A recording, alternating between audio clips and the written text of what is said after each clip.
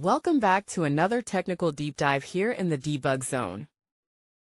Today we're tackling a big question and breaking it down with insights from other users. Hopefully this clears up some misconceptions and helps you get the answer you need. So buckle up, stay a little curious, and let's jump right in.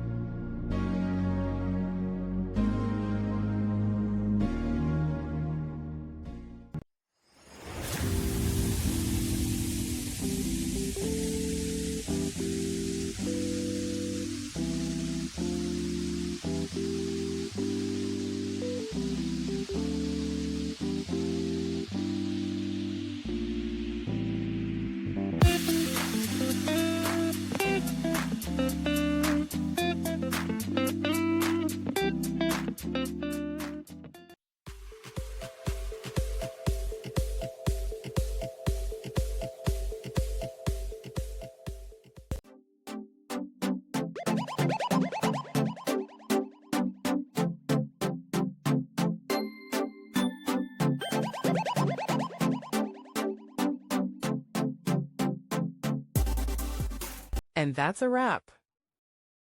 I hope you found the answer you were looking for. If you did, take a second to hit that subscribe button. It really helps out.